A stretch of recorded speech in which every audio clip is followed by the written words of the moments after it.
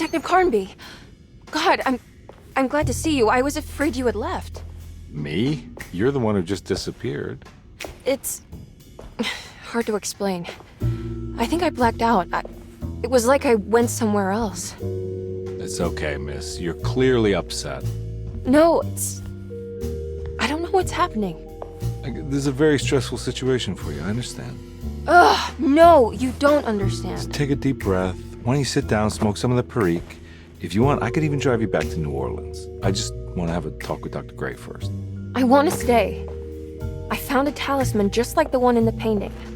I think I might be able to figure out where Tarawea is, where Jeremy wanted to go. That's great. Just stay out of trouble, okay? Let me handle the investigation. I'm not crazy, Detective. Not yet. Okay, catch you later.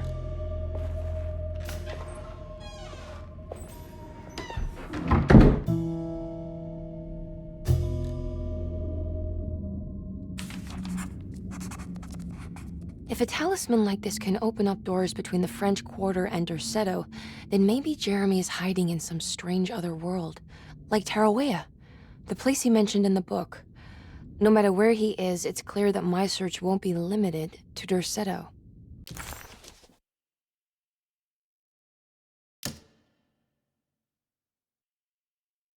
Despite making a fool of herself in front of Dr. Gray and Detective Carnby, Emily felt surprisingly invigorated. She felt absolutely sure that it was her manipulation of the talisman that had brought her back to Derceto. Jeremy mentioned 2 items in his commonplace book that somehow connected him to 2 more dreams, or whatever they should be called. If Jeremy had 2 more worlds open to him, then maybe he would hide there if he was scared. Or maybe he found a way to Tarawea, the place Jeremy so desperately wanted to visit. Excited to follow up on her clues, Emily set out to find the old clock and the boiler.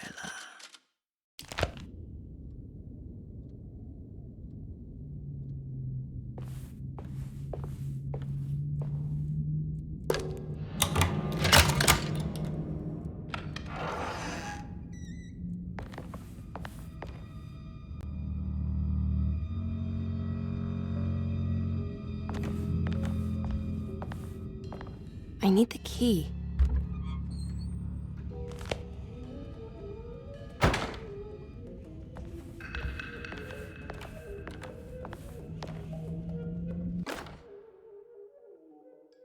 Saw your notice in the boiler room. You should know Mr. Chance won't be coming back. I got no business being in there myself, but you can take a valve from the wine cellar if you want to try to stop the steam pouring out. Be careful.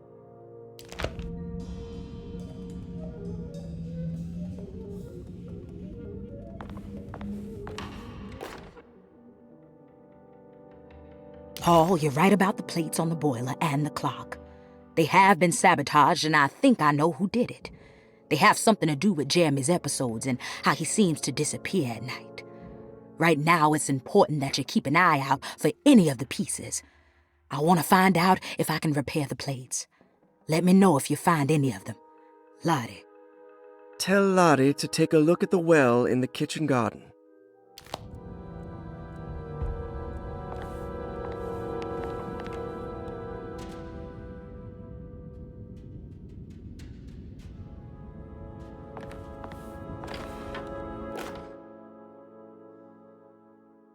Dr. Elmore Lee Gray is Derceto's chief doctor. Accounting and all administrative work is handled by me, Paul Waits. Magdalena Thompson, or Mags, is responsible for the household. Jean-Baptiste and Charlotte Tabois are responsible for keeping the guests' medical regimens in check. Finally, Jack Chance is our gardener, who can occasionally be seen in the conservatory, but is for the most part busy outside. There are currently 6 guests at Derceto. Malcolm McCarthy and Ruth Tallant reside on the 1st floor. Jeremy Hartwood, Elisabetta Perosi, Grace Saunders, and of course Cassandra Beauregard live on the 2nd floor.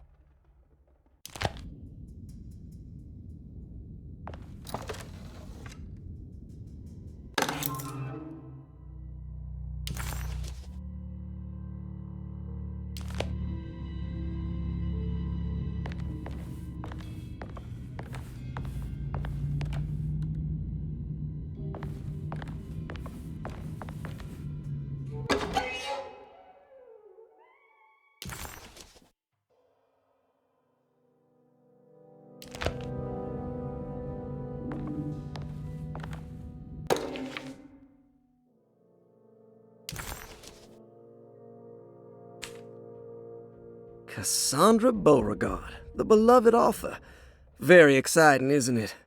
What do you want to put down for reason for admission? What her agent told us. Cassandra suffers from writer's block and needs to finish her moving picture script before the end of June. Mr. Chardot suggests Cassandra's heavy use of barbiturates is holding her back and risks ruining her career. And how should we summarize her personal history? Let's keep it short. Cassandra Beauregard is a beloved crime author who managed to pull herself out of poverty and into stardom. 5 years ago, she tried killing herself by jumping off a balcony. The incident left her a cripple, and now relies heavily on her wheelchair. And for diagnostic impressions? Cassandra suffers chronic back pain following her suicide attempt. She self-administers morphine to keep herself ambulant, but has become addicted, and the desired effect is now lost. The drug abuse clouds her mind, and she is unable to focus on real life. To save herself from this insight, she instead makes up stories to fill out the gaps in her own thought process, resembling the Korsakoff syndrome. Oh, bravo, Doctor. How will you treat her? First of all, she needs to be weaned from her drug addiction, and hopefully it will resolve her compulsive lying. Then look into permanently numbing her pain in her back through surgery.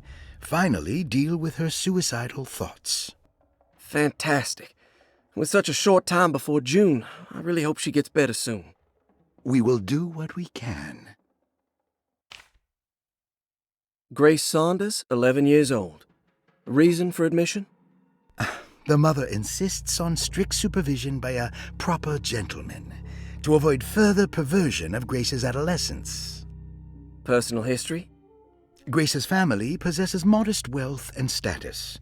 Her childhood seems ordinary, spending most of her time with private teachers and family friends.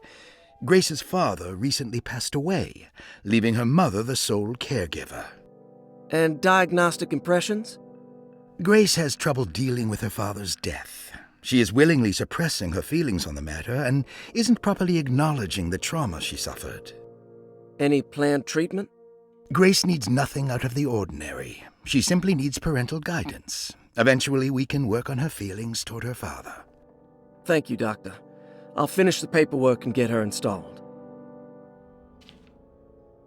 Malcolm McCarthy, 54 years of age. Reason for admission?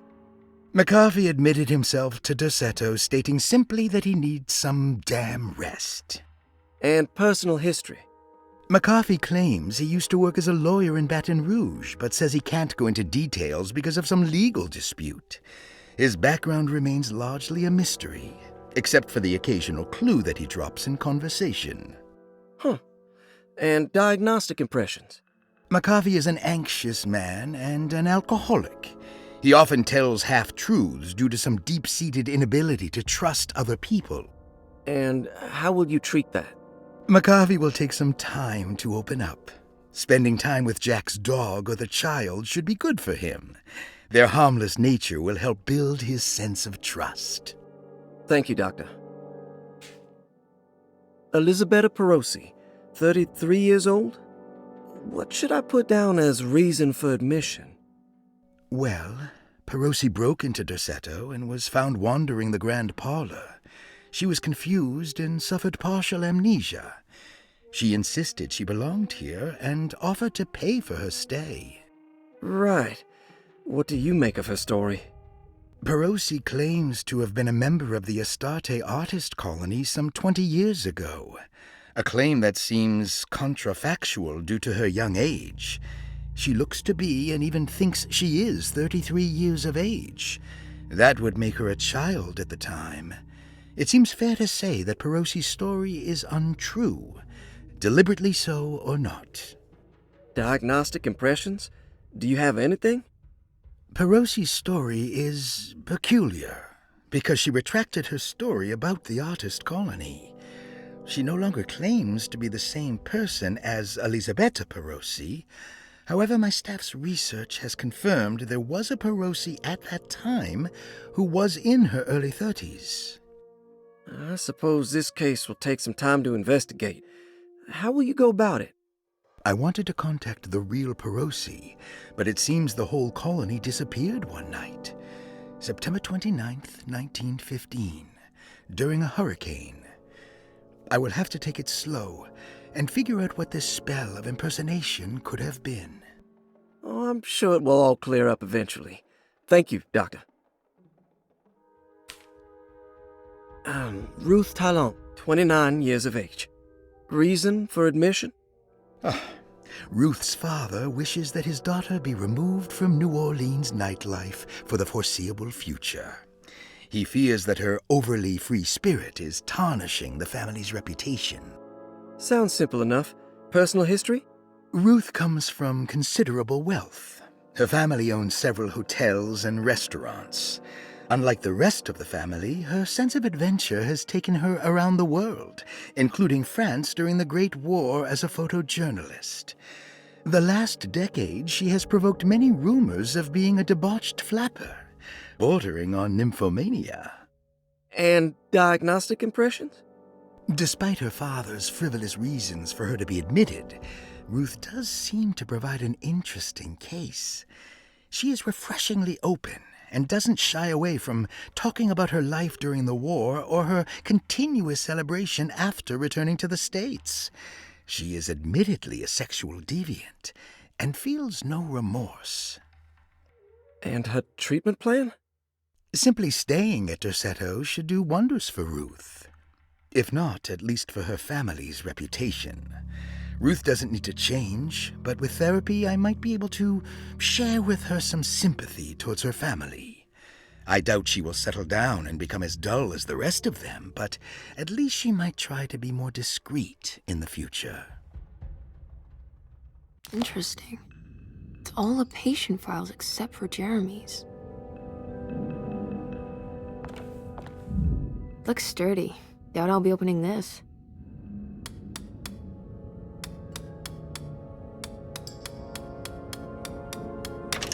Oh wow, I can't believe I guessed the combination. I must be so...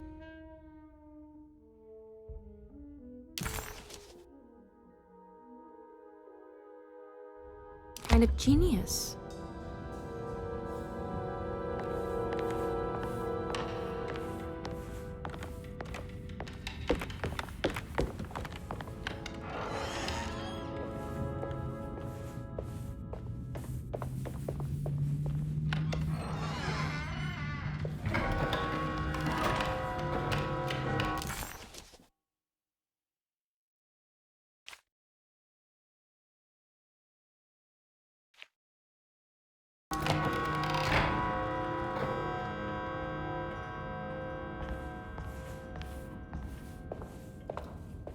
I can't leave. I need to find Jeremy.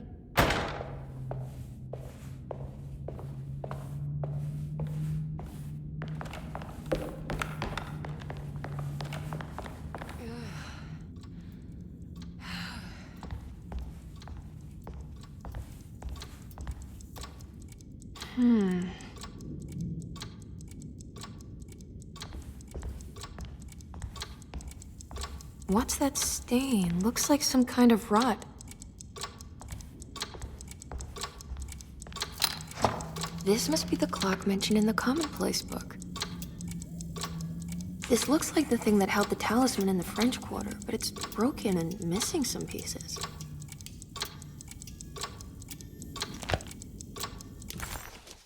The old clock was an intricate machine with eccentric astronomic motifs, but nothing appeared particularly unusual to Emily.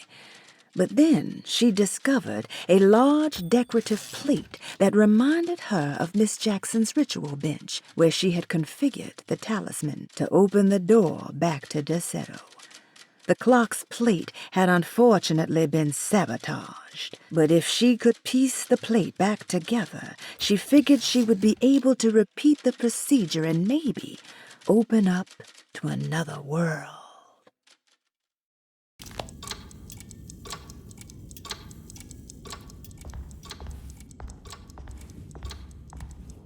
I need the key.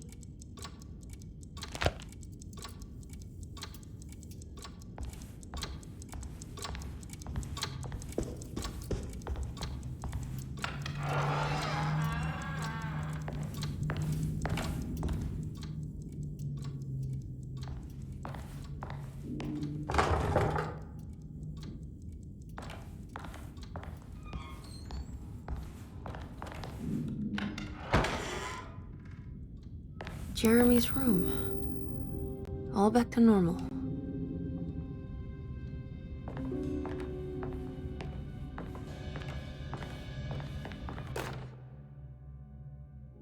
Emily's here.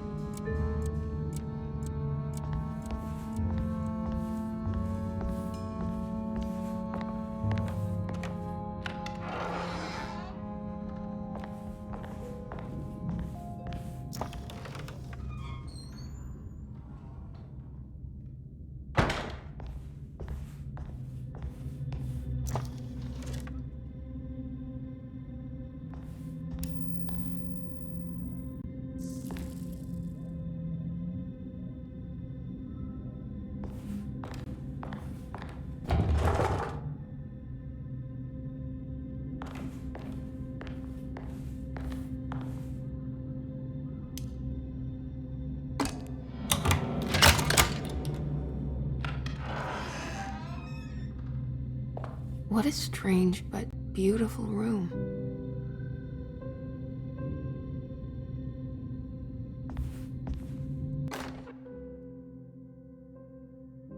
I did it! I crossed the thresholds to my intended destination without a focusing device. My talisman now knows these roads, and I have no need for the plates. I can find my way to Lafayette as easy as I find my own room. I visited the grave of my father and seen the oven waiting for me. Thank you for opening these doors. I now must summon my courage and go back to that hateful mound outside the oil rig. I hope you'll be feeling better when I return. Jeremy.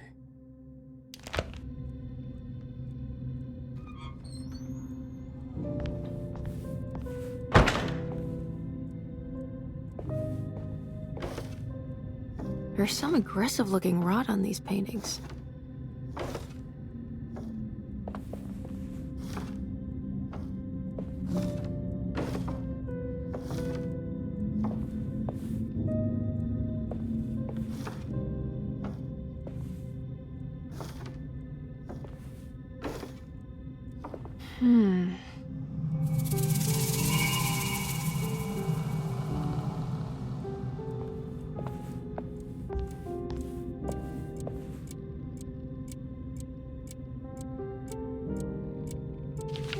The Astarte Artist Colony. I'm pretty sure they had a Mardi Gras crew called the Pirates of Pontchartrain when I was a child.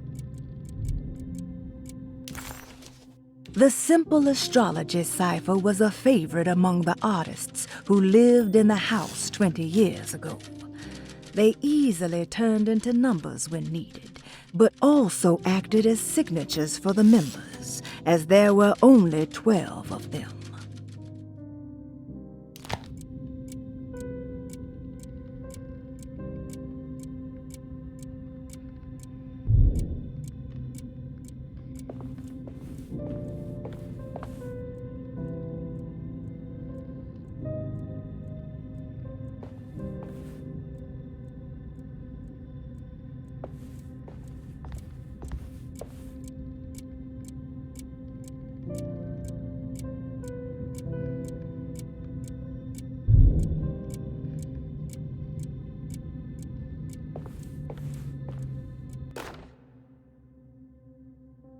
Will I need to remember how to get them out again? They are locked up for good reason. I am sure she is still able to whisper the answer in the ears of the wrong people. But not for long. I will see her burned soon enough. That black goat will be sacrificed to put an end to it all. Then it will all be over. No more Derceto, and sadly, no Astarte. Those good pirates of Pontchartrain. May you still sail the lake, until you find the shores of Hali.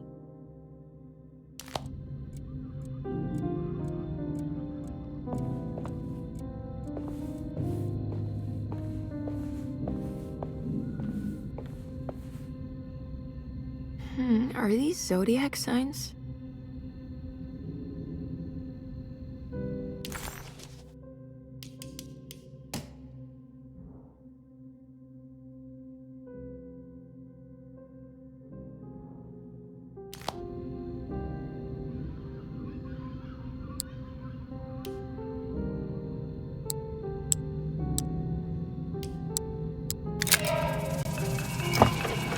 Here we go.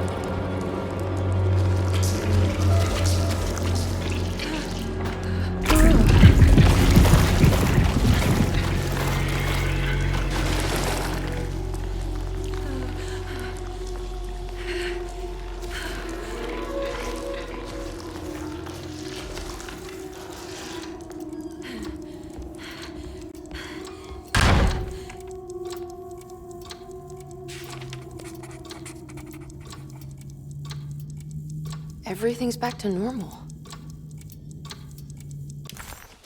Suddenly, Jeremy's bleak dreamscape devoured Emily, drowning her in dread and darkness, only to moments later spit her out again. What had happened, and why?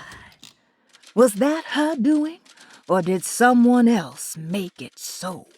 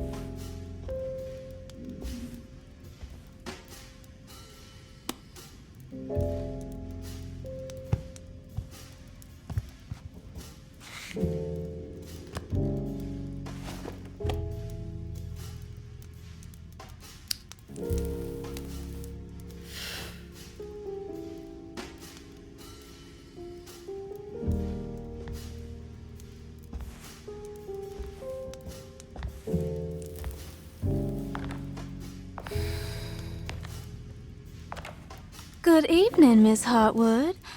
That is your name, isn't it? I would be terribly embarrassed if it wasn't.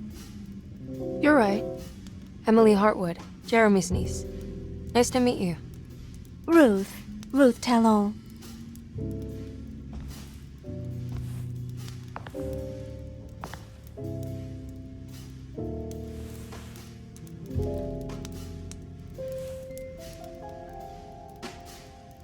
Is that Perique you're smoking?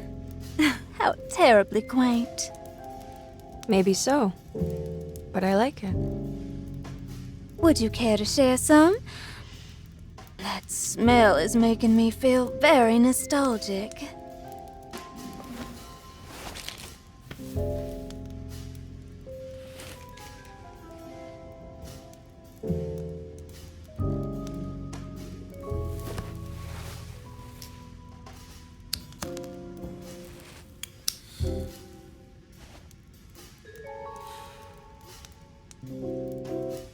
Is it all that you hope for? I enjoy your light mockery, Miss Hartwood. I can tell we would make great friends.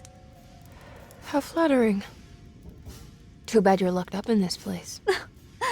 Your insincerity is really refreshing. I wish you were mad as I am. Then you could stay. Give it a few years and I might just be. Lunacy is one of my family's few privileges.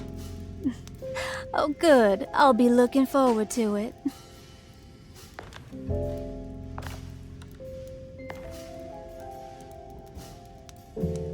You don't know anything about what happened to Jeremy, do you? Everyone here is really strange, and it's hard to know what to make of anything you hear. Occasionally, it sounds quite exciting, though. Good versus evil and all that. I'm sorry, but I don't think I have anything useful to share. It doesn't matter. Thank you for the much-needed break. Bon voyage.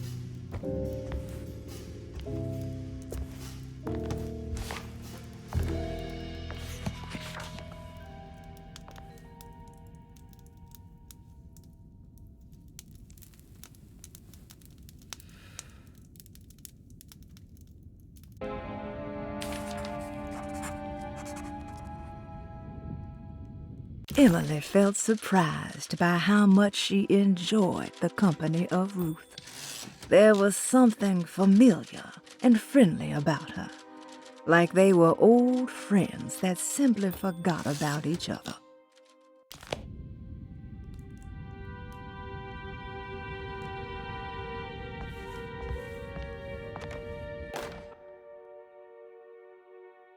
Lost Plantations of Louisiana, Thierry Briclot, 1917.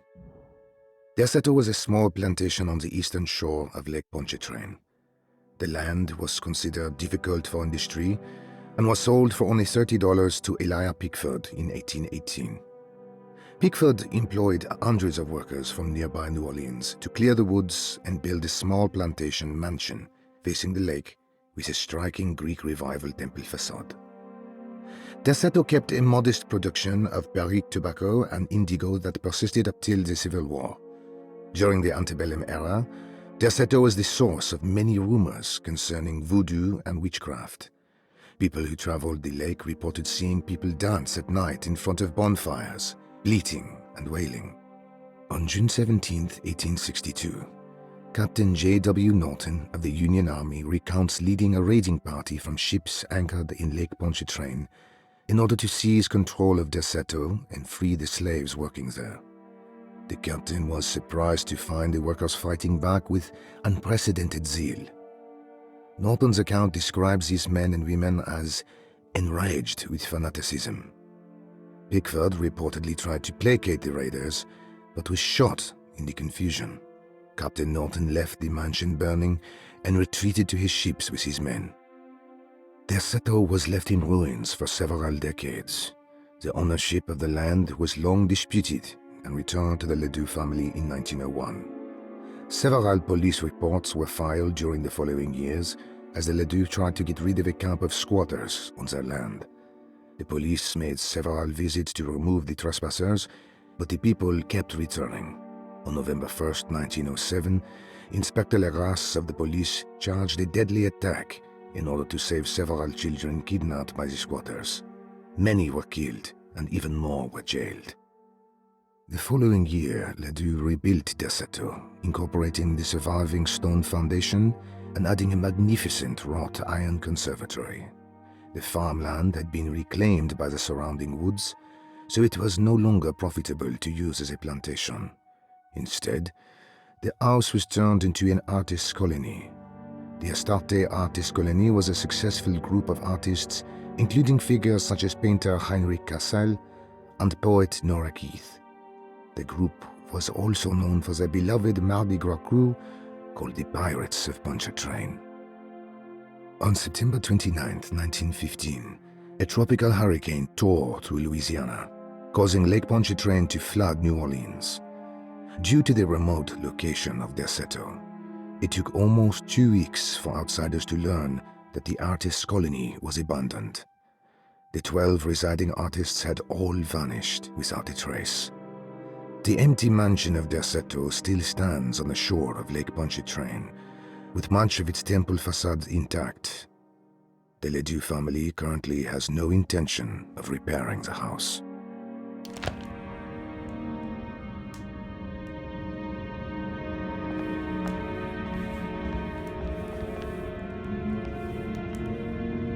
Are you reading anything good? A Brightness from Afar by Lord Boleskine. It's actually not bad.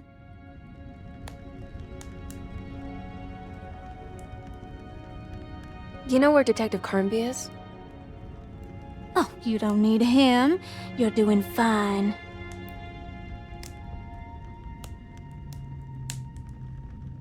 I should probably go. Until next time, chérie.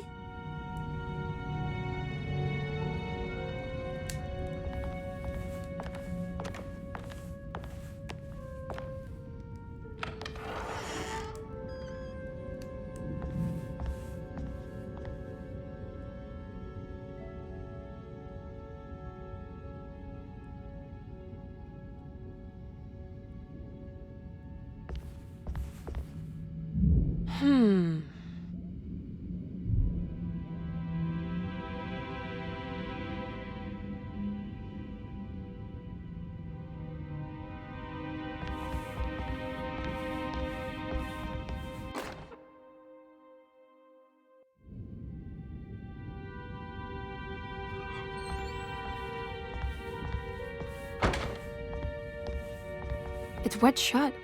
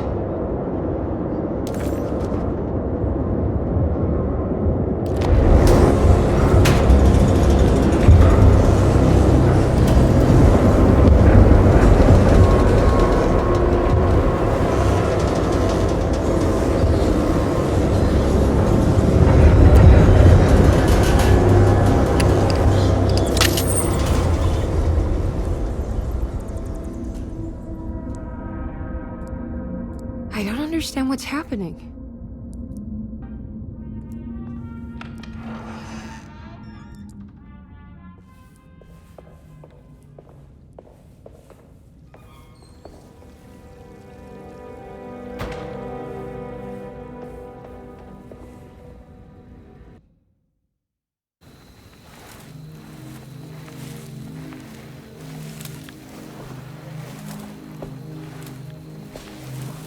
Iawe saki nantet mwen, memprami saki nantet mwen, men le anjeni man yo deshena.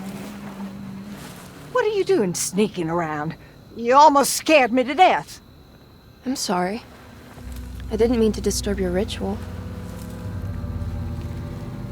I wouldn't have guessed voodoo was in practice at a place like this. The doctor may be all about science, but I know these roots have power. You know what's going on here? I have a feeling Derceto is cursed. There are several players with stakes in this game. Derceto isn't cursed or blessed. It's a battleground. And it would all be a lot better if you could get your uncle out sooner than later. That's all I'm trying to do. I wish you the best of luck, Miss Hartwood. I really mean that.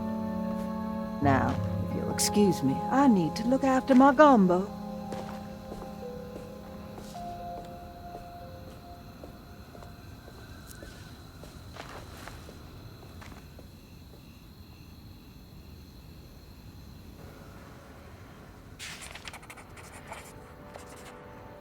The housekeeper buried something in the flower patch beneath one of Dr. Gray's windows.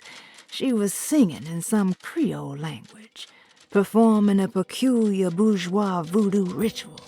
Certainly not an unfamiliar sight in the French Quarter, but voodoo had never felt this bitter to Emily.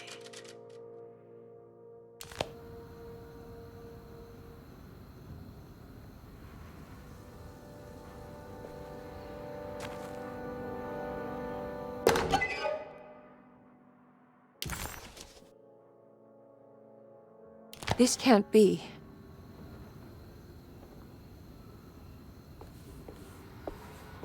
What's that?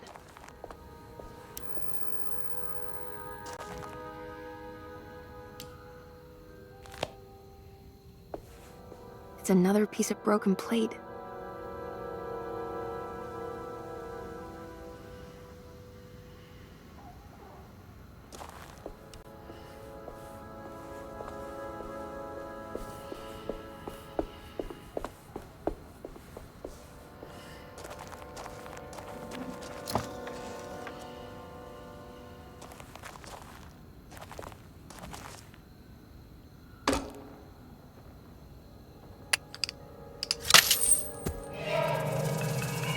It worked.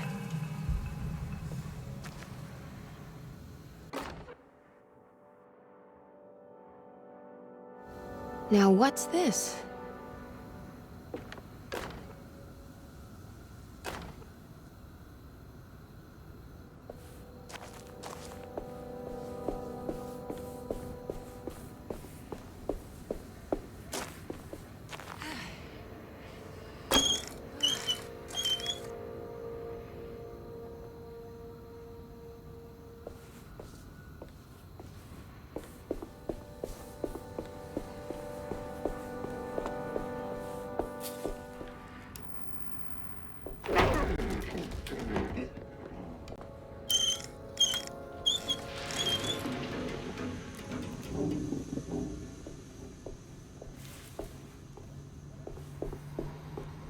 There we go.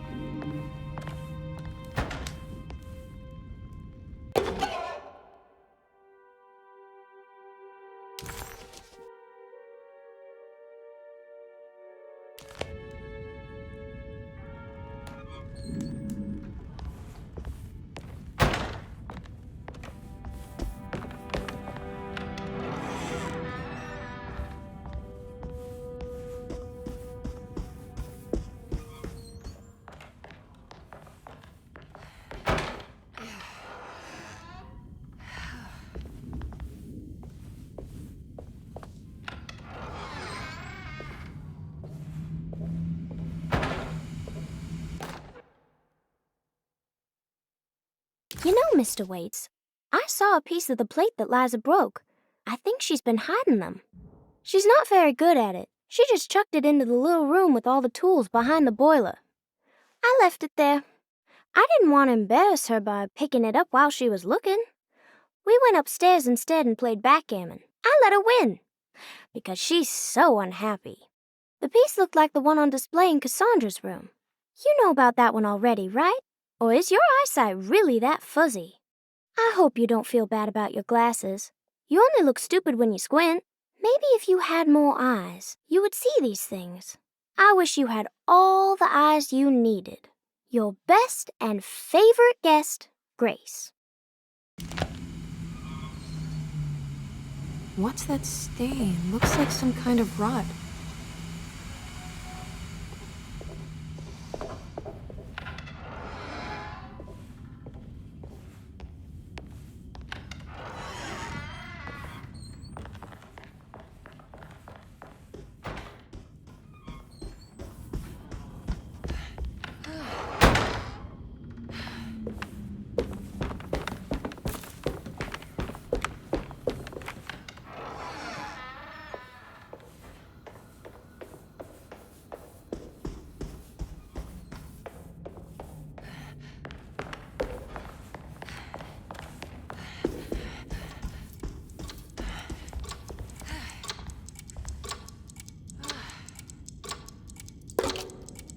I think I've seen this somewhere.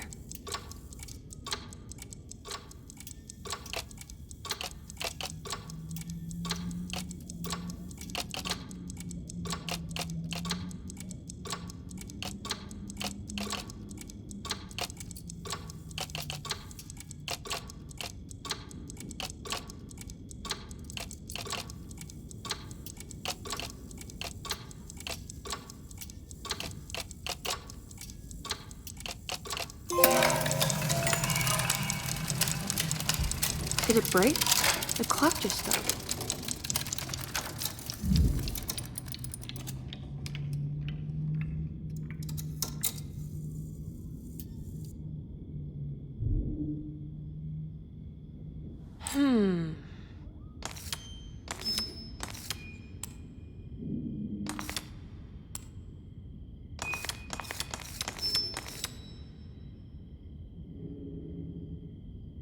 It's showing me something. That's just the hallway outside Jeremy's room, isn't it?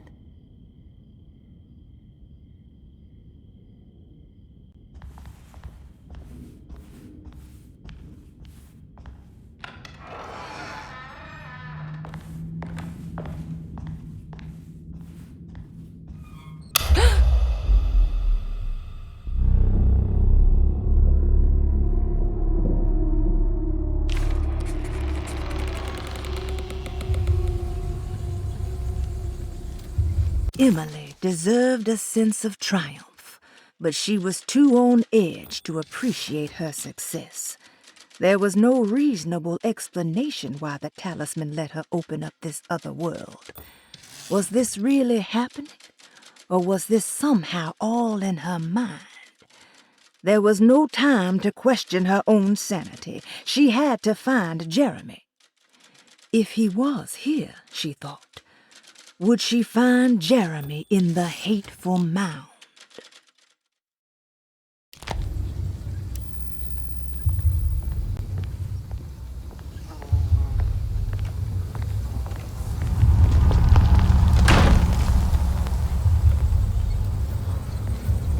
I did it. I opened up another dream.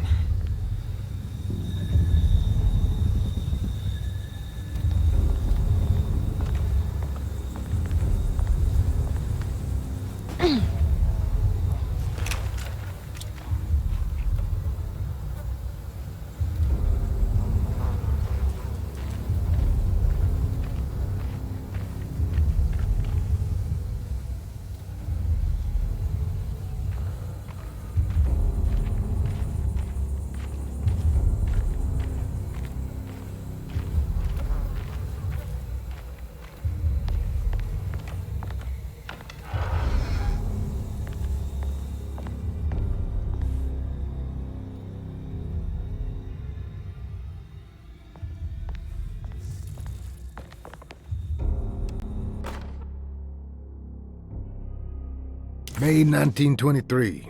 Monday. All okay. Ready for delivery. Maintenance. Oil pump must be serviced. Any tampering causes large spills unless properly forestalled. Tuesday. Shipment delayed but delivered. Maintenance. Service bridge close to broken. Wednesday. Prospectors reluctantly agreed to show the burial mound to Mr. Hartwood, a painter, who read about our finds in the papers. He means to return tomorrow and try to find a way inside. Thursday. Mr. Hartwood's efforts delayed. The workers seemed nervous about his presence. Hartwood promised not to return to the compound. Instead, he has taken up an offer by l'officier, the riverboat captain, who means to pilot him to the site tomorrow morning. Hopefully that's the end. Work can resume. Maintenance. Bridge from the oil tower to the bayou has collapsed. Sabotage suspected. This is the devil that guides us now.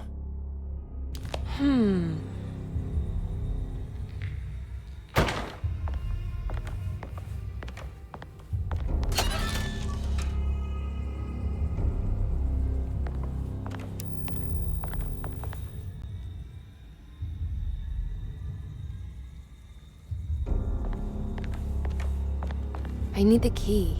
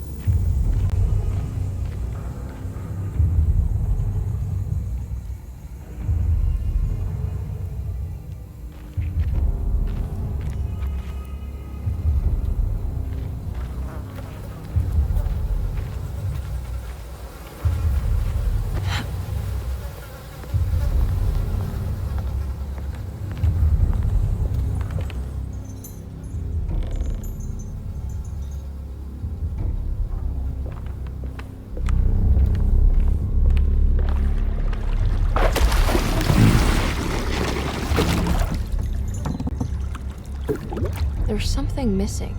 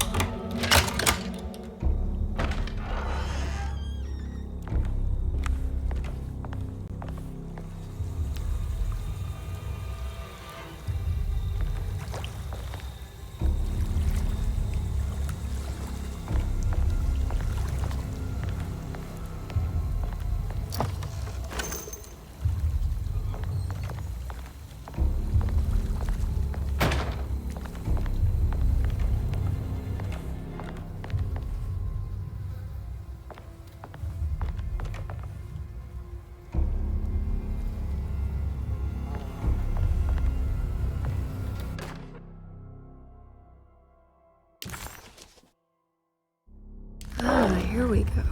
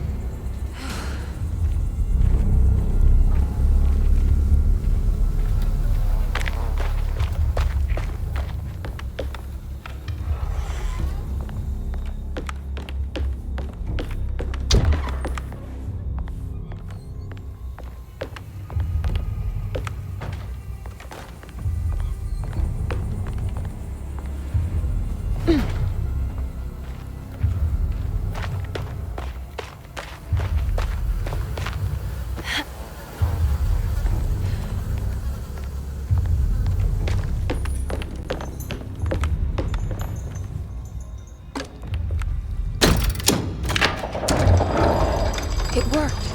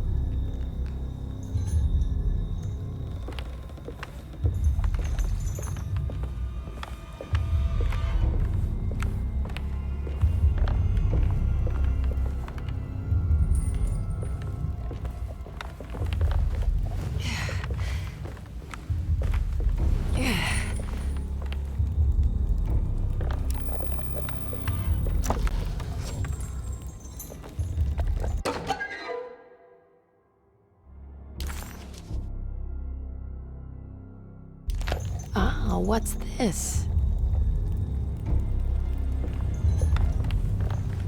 Yeah. Yeah.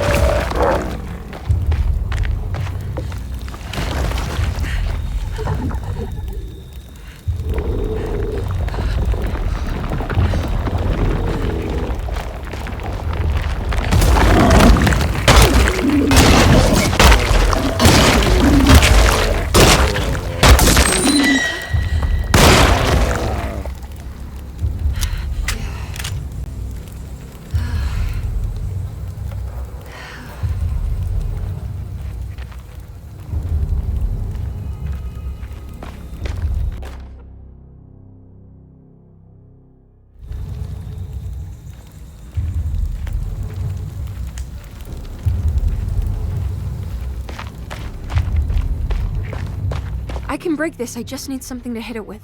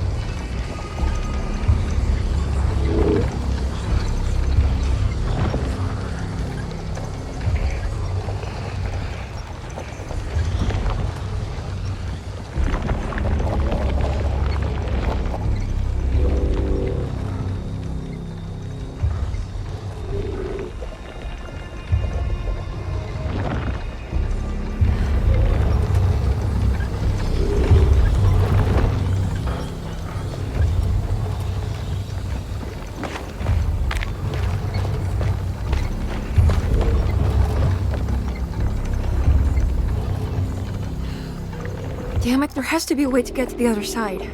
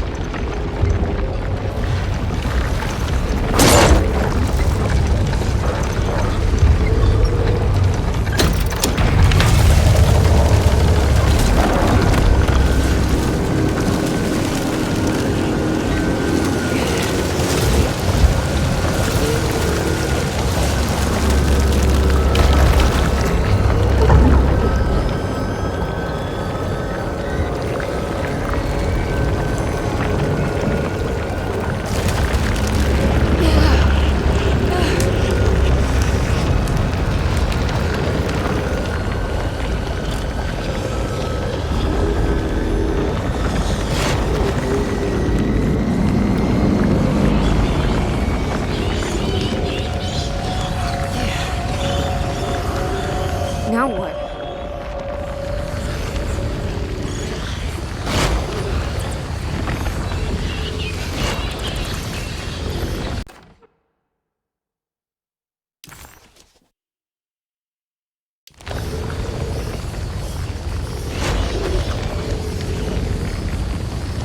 Just don't look down, Emily.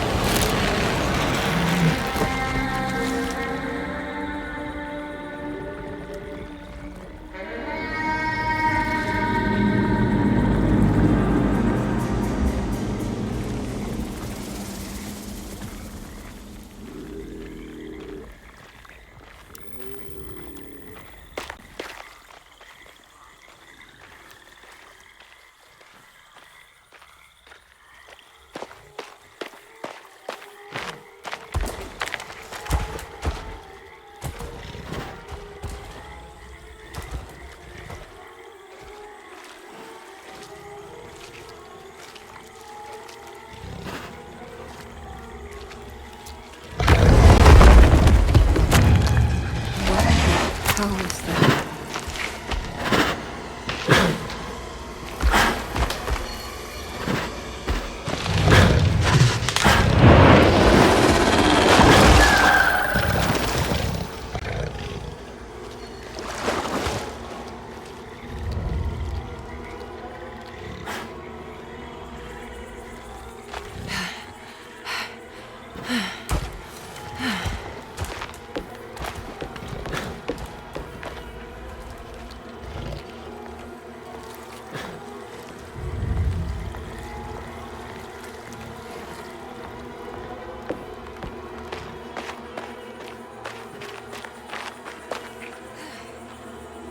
It's the hateful mound Jeremy mentioned in his book.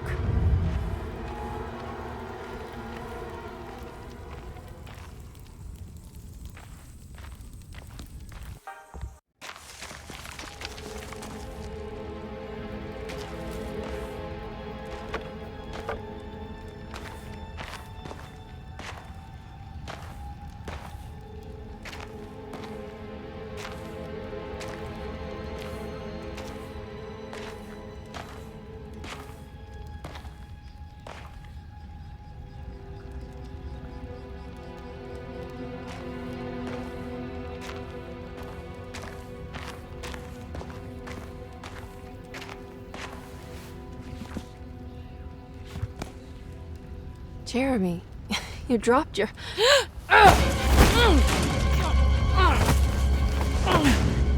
Mrs. Marcus? Get off of me! What are you doing here? Trying to find my uncle. Jeremy is your uncle? Could you please? Thank you. And it's Miss Hartwood. You don't remember me? I remember you, Miss Dubois. I met your brother Baptiste earlier. I suppose he hadn't found Jeremy either then. We spread out to find him. Can I have this? I'm trying to get to Tarawea. Fine, believe the rest. I just want Jeremy to come looking. We have to leave before it comes inside. What? Where? Come quick!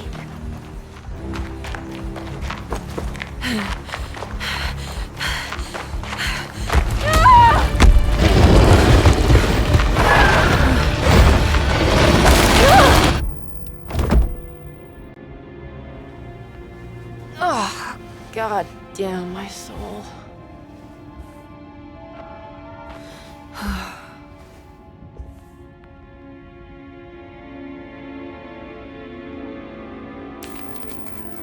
I'm back at Derceto.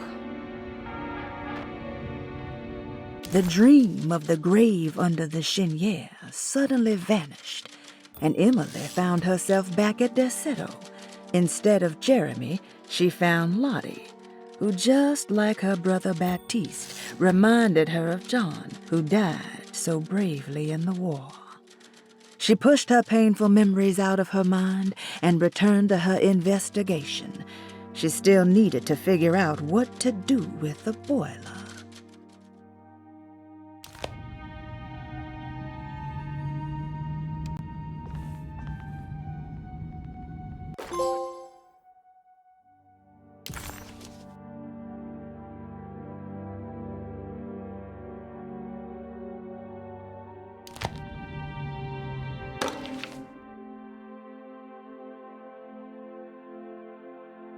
Reflections on the Power of the Verb in Certain Texts by Juan Luis Jorge.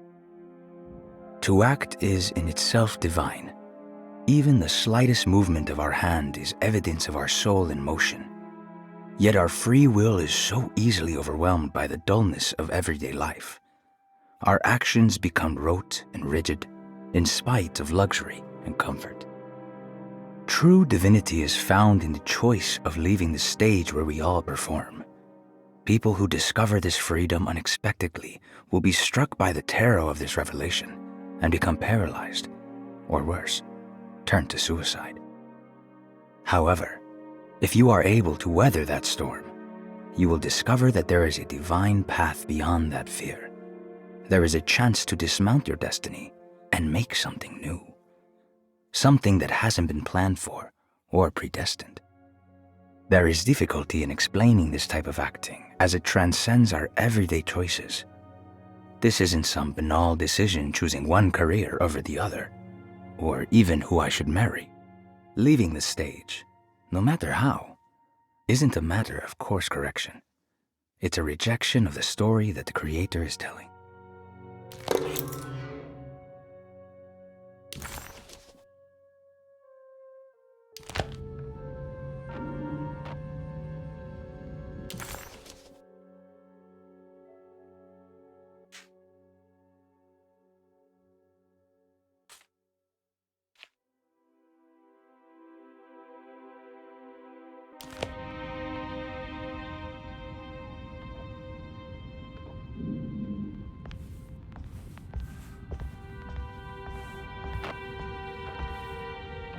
It's wet shut. It worked.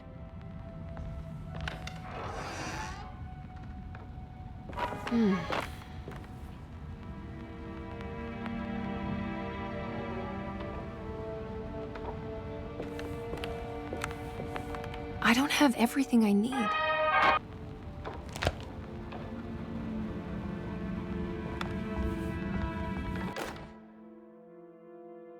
The Barlow lens. Instructions. To double the magnification of your telescope, simply fit this Barlow lens to your instrument. Then operate the fine tuners to adjust the distance between your lenses. This is easily done while looking through your eyepiece. Simply search for a position where your picture is clear and appears flat. When correctly tuned, your telescope should present a clear picture with magnificent magnification.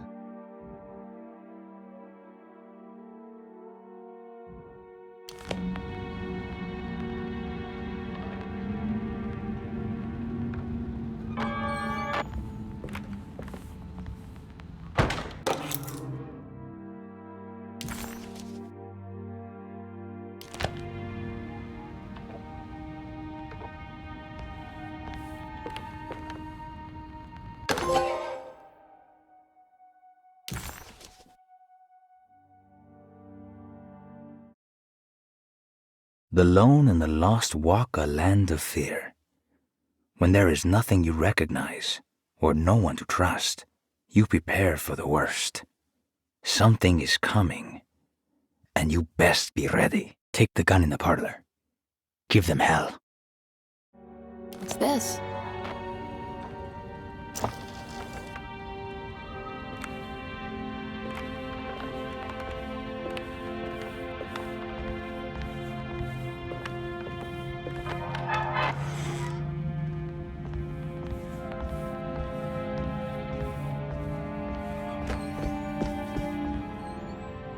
Now this'll come in handy.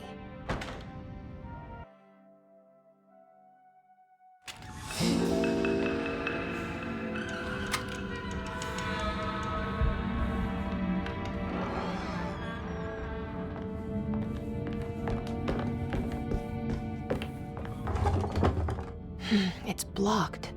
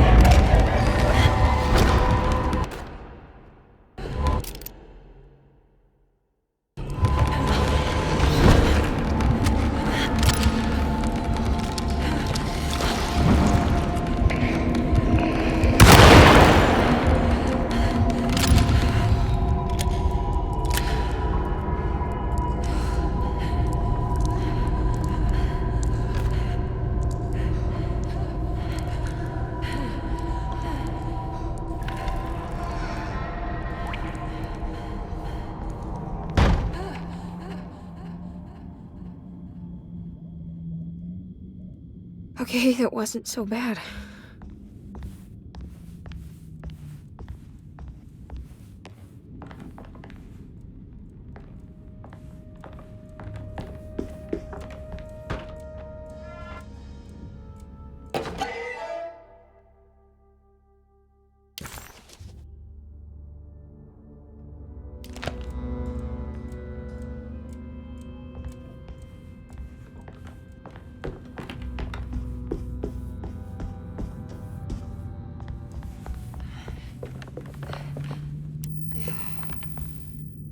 It's wet shut.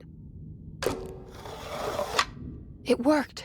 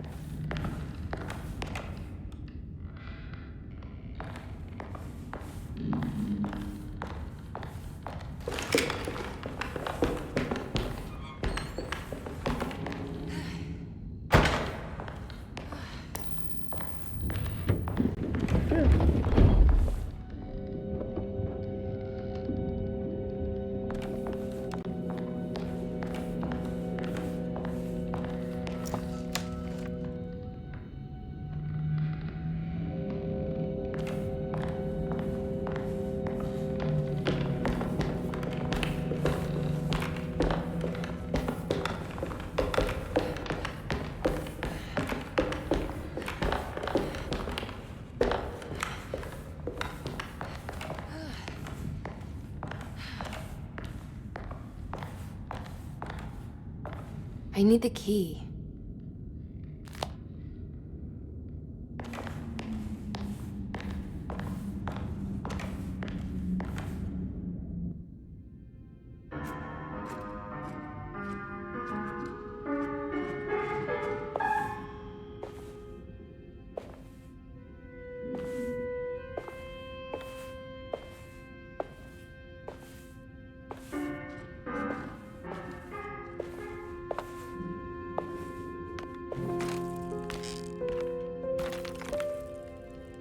Do you teach piano as well?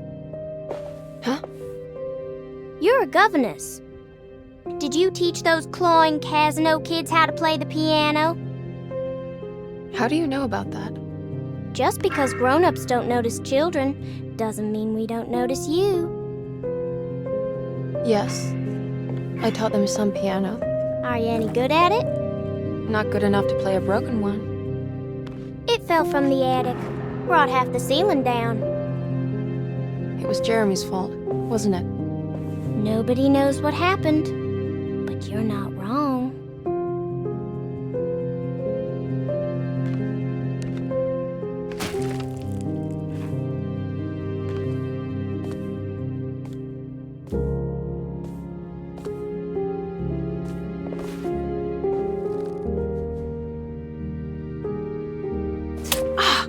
What are you doing?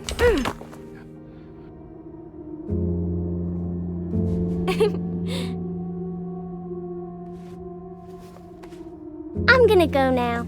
See you around.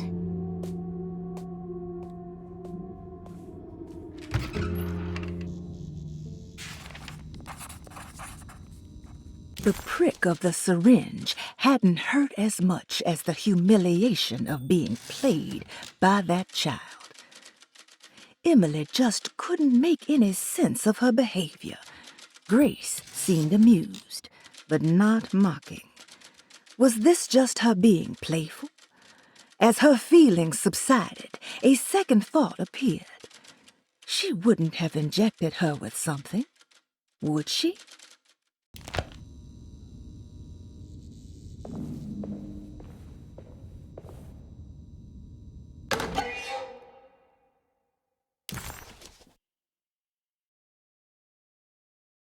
As the world moved into the new decade, America was spiraling into a maelstrom of debt, drought, and death. It was called the Great Depression, and ruined many families. It was a fitting name, for poverty also breeds madness through desperation. Jeremy was of course no such victim, for he already witnessed the darkness within. He knew the shadow that stood on his threshold very well. It wasn't new. It was something that had always been with him.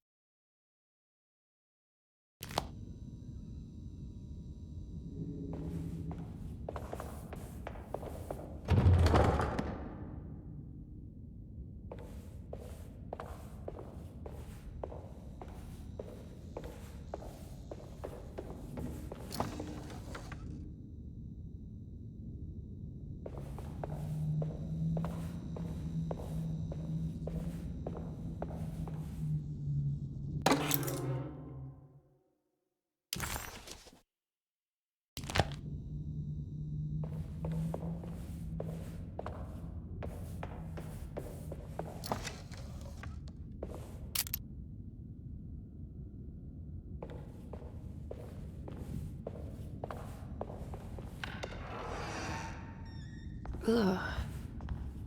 There's more of that unsettling rot.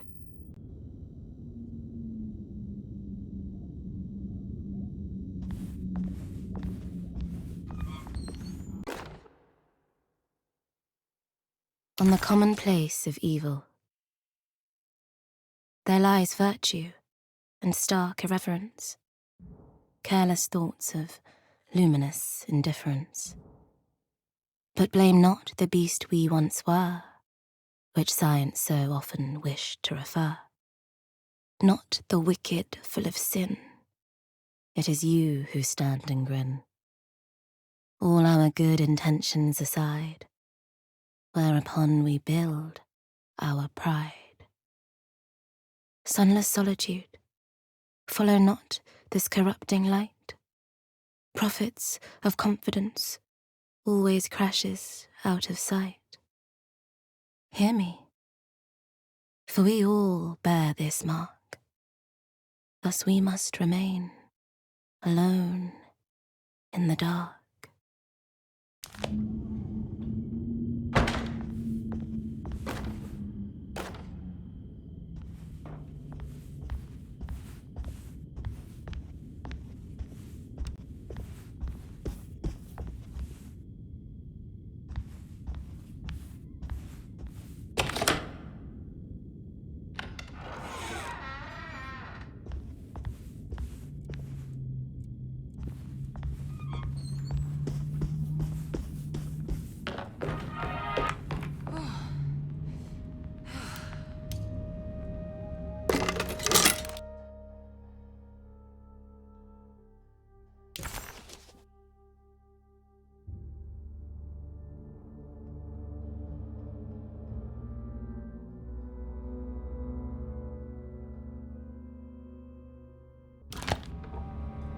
Now what's this?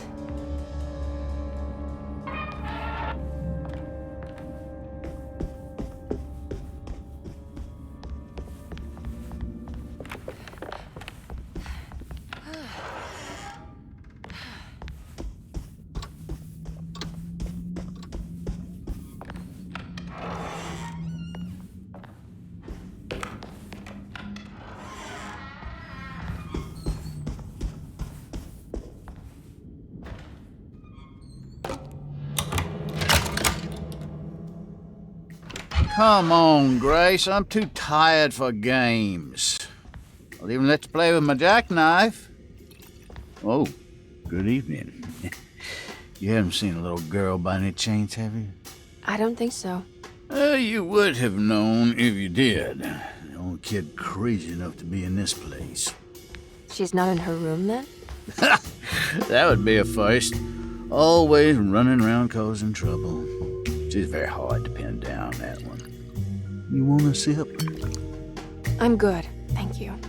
Well, I should be going then. Unless there's anything you need from me. I just want to find my uncle before anything happens to him. Oh, don't worry, miss. He'll show up. He is much too lily-livered to kill himself. Why would he? It's his greatest ambition, didn't you know? Take care now.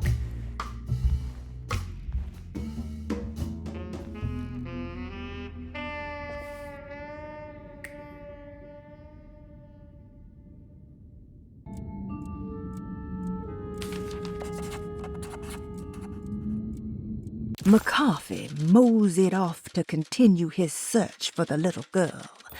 Emily had meant to ask why he was looking for her, but decided against it, fearing that it would just prolong an already awkward scene.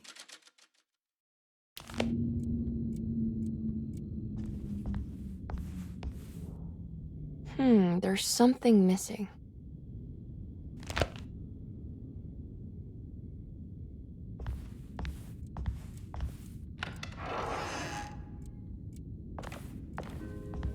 So this is Grace's room. Cute.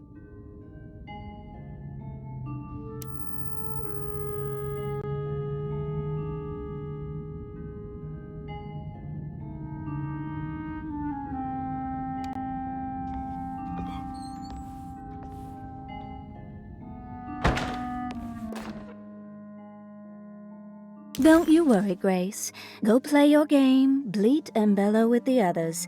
I won't be jealous. There will be more masquerades. However, I would love it if you would finish my mask for the feast. With love, Ruth.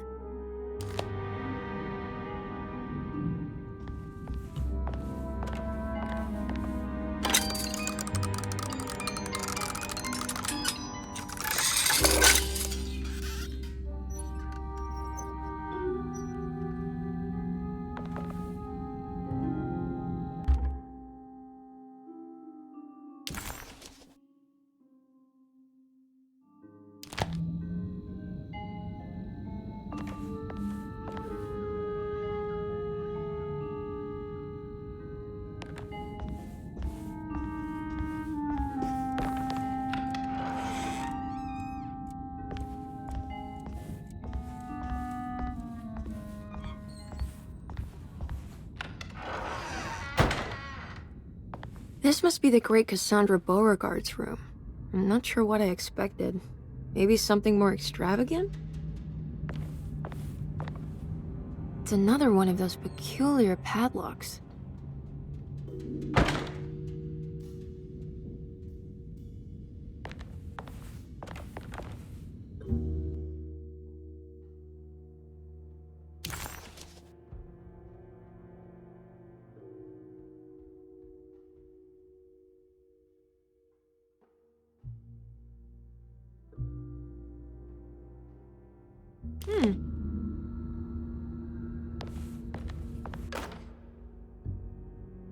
Miss Beauregard, I picked up your medicine at the post office today.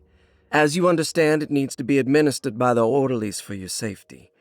I've put the box in Lottie's room for now, and I'm sure she will find you as soon as possible. Mr. Waits.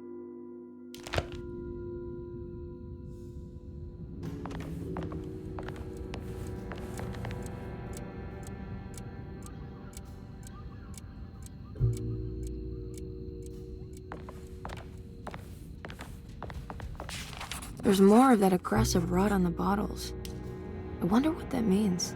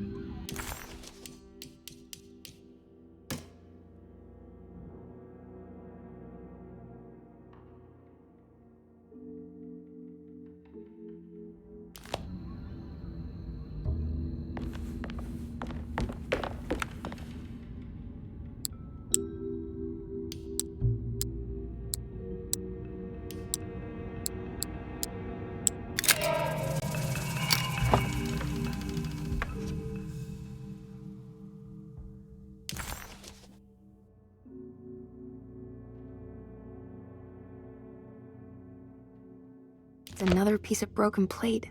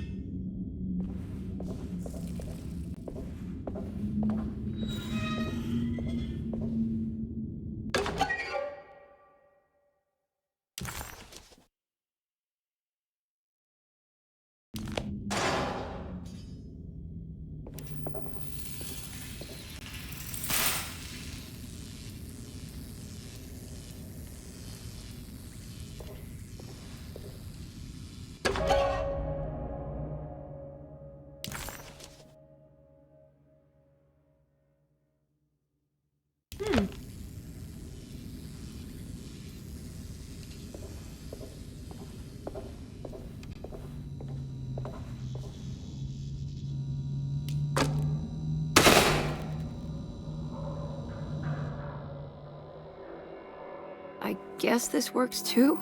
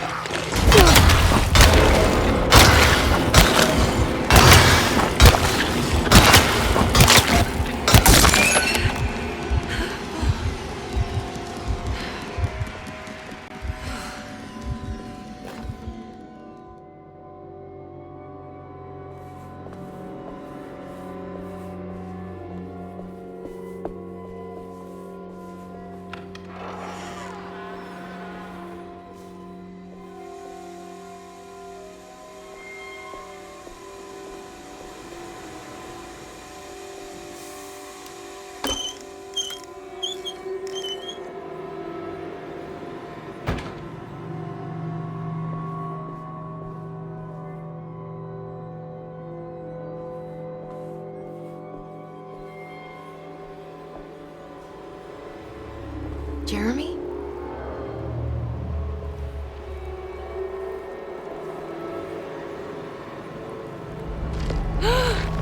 What the hell is that?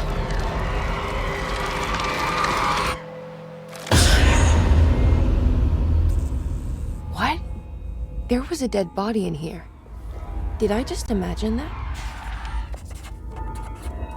The body of Derceto's clerk transformed into some eye-clad abomination before he suddenly disappeared.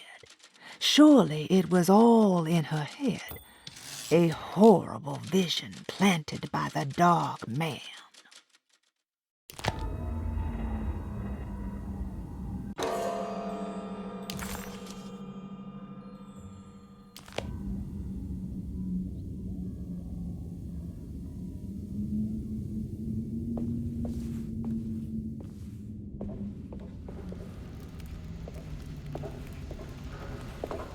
What's that stain? Looks like some kind of rot.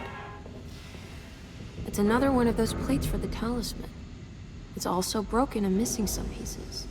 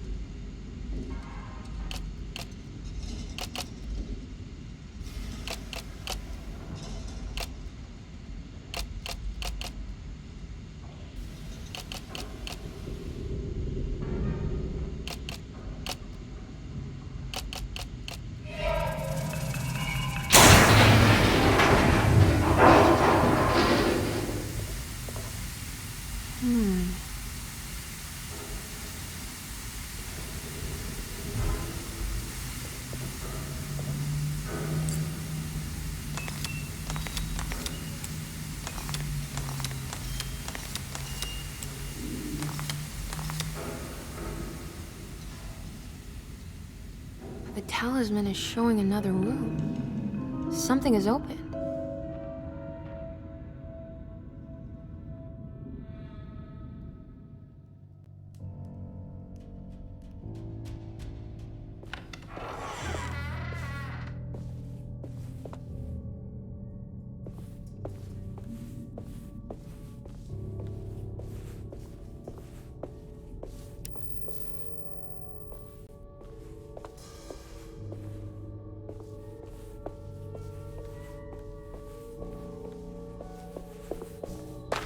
It worked.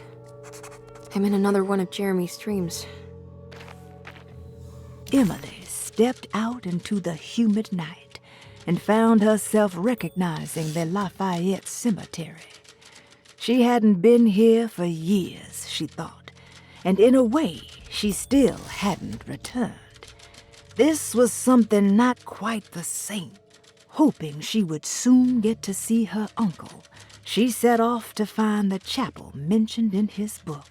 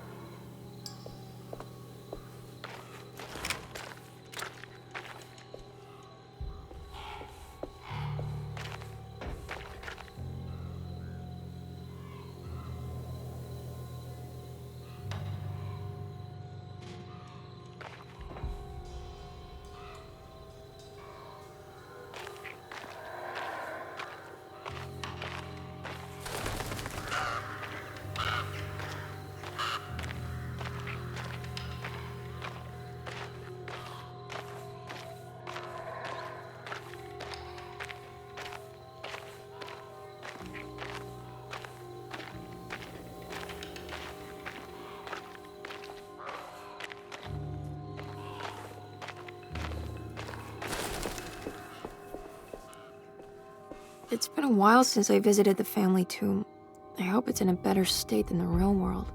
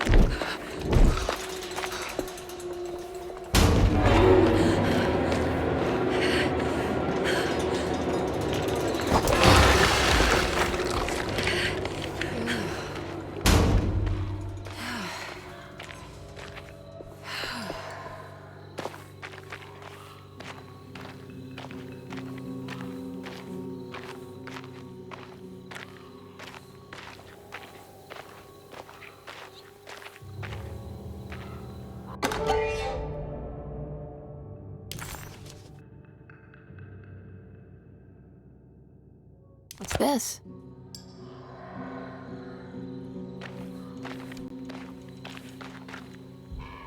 What's that for? There we go.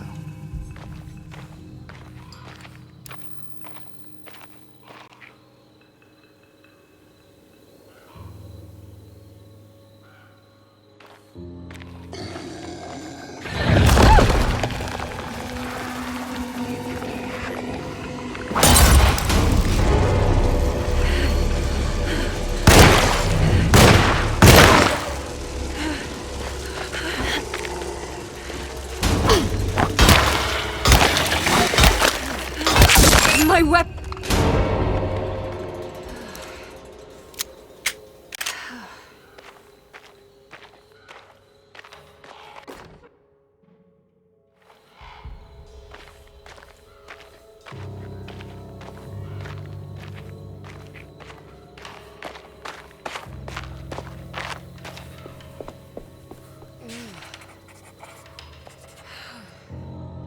was the chapel where Jeremy had promised to mourn the mysterious Perosi. Maybe soon she would be able to talk to her uncle and have him end this madness. She just needed to find a way inside the chapel.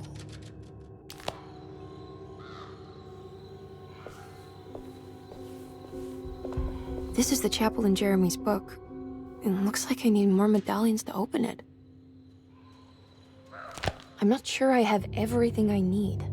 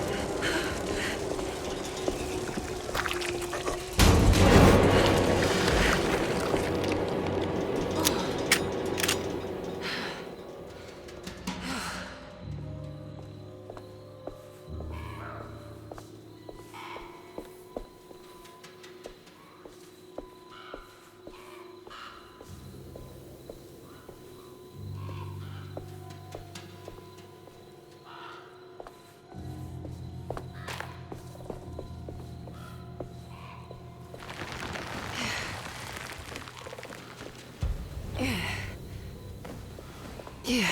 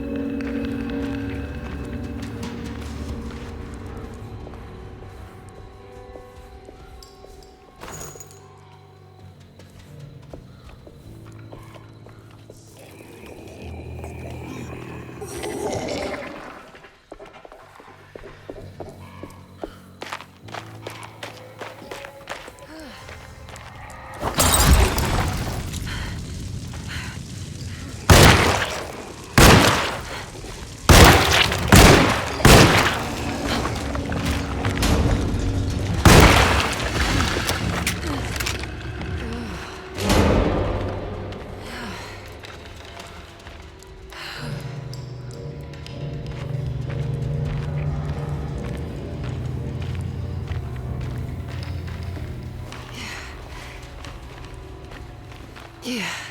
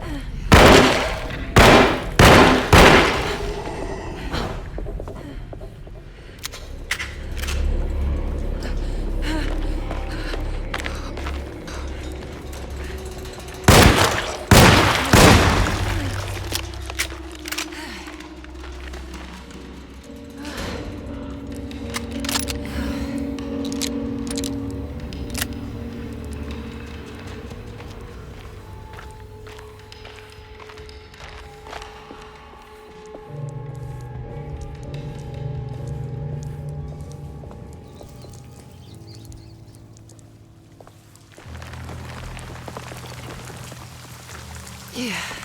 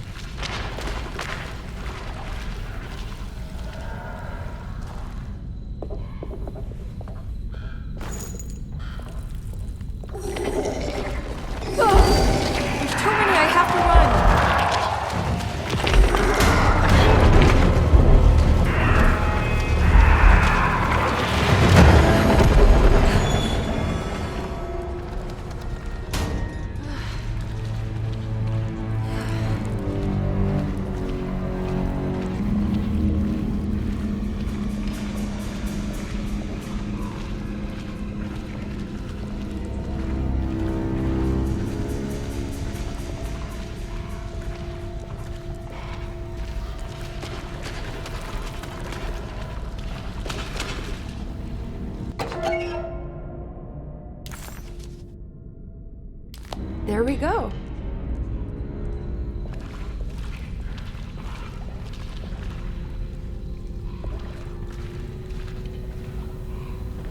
Yeah.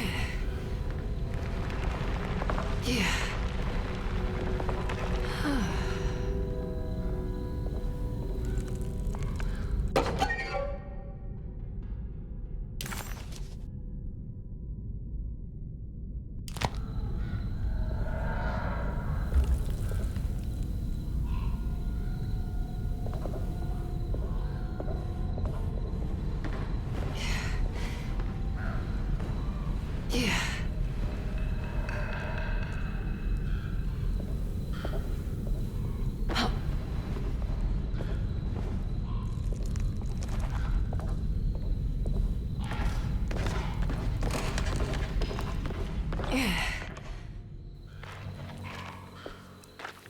I made it out.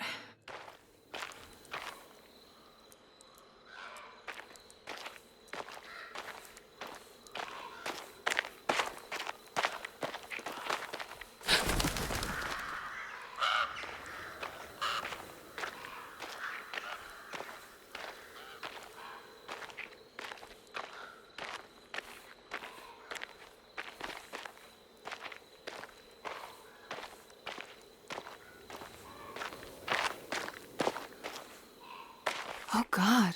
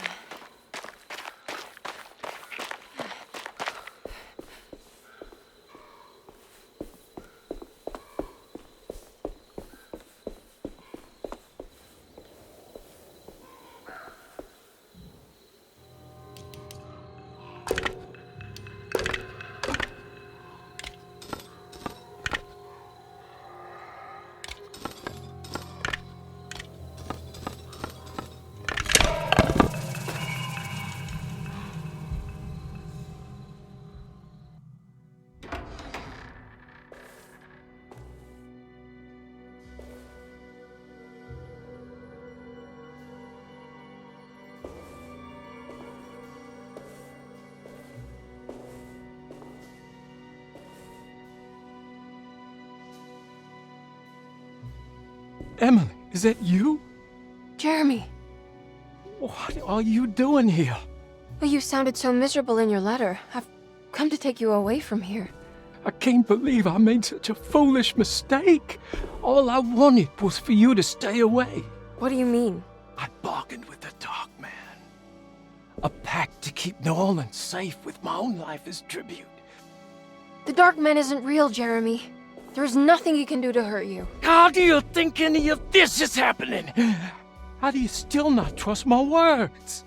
Fine. Then let me help. Don't be foolish. He will bury you next to me in his sunken temple for an eternity. I don't care. I'll find a way. I have my own talisman, and I know about Tarawea. Oh, wait, don't speak.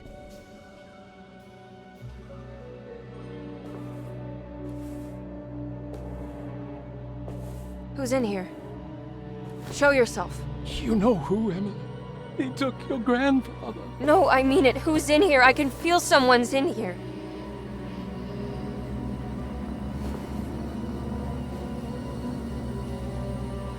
Emily!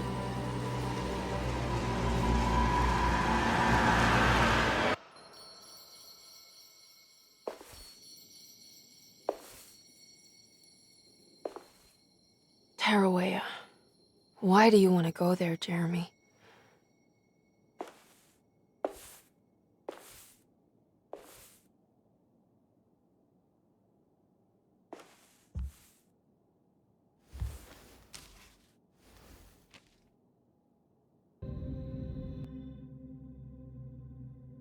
I've seen so many strange occurrences lately. Memories explode into existence and then burn out like tired glass bulb filaments.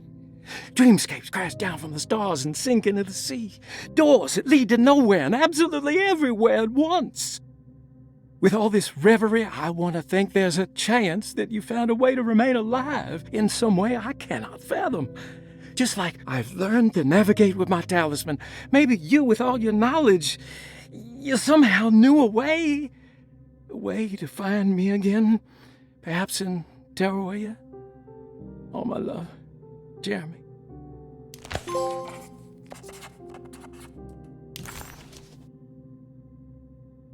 I need to find out more about Jeremy's pact with the Dark Man.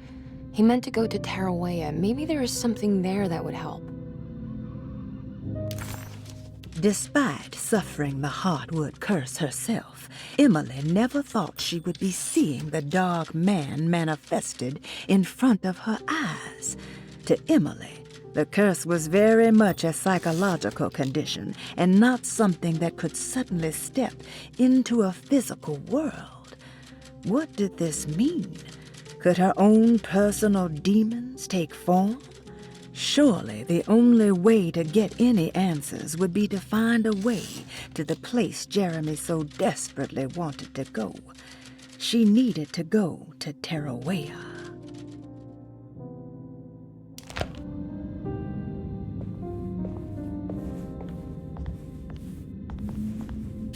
She was beautiful. I wonder what happened to her. Feroci's fate remained a mystery to Emily. Was she a part of Jeremy's story, or did she maybe have her own?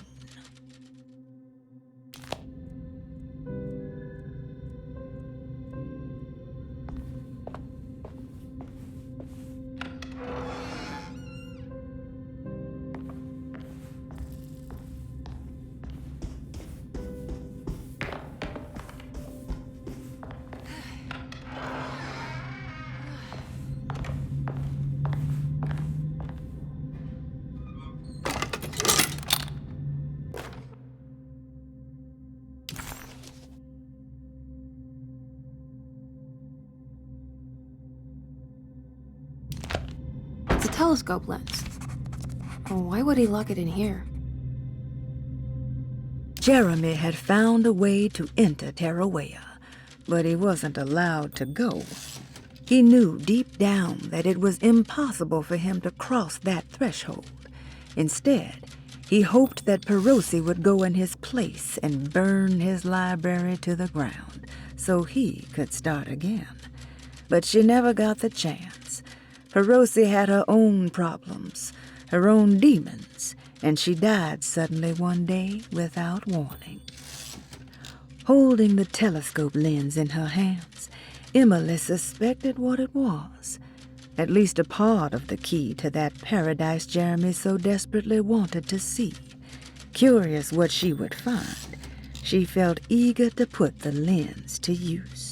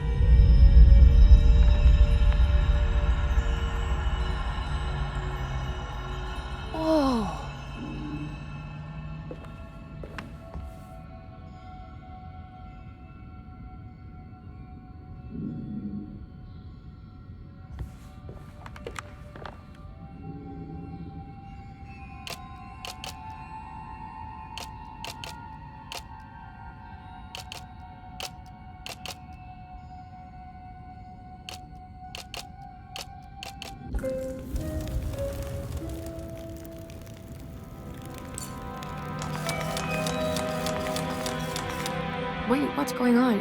It's entering the numbers by itself? Okay, great, so where is that?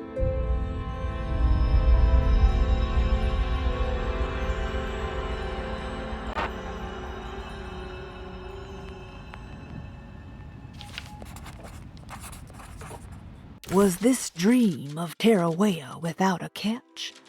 A place for rest and comfort.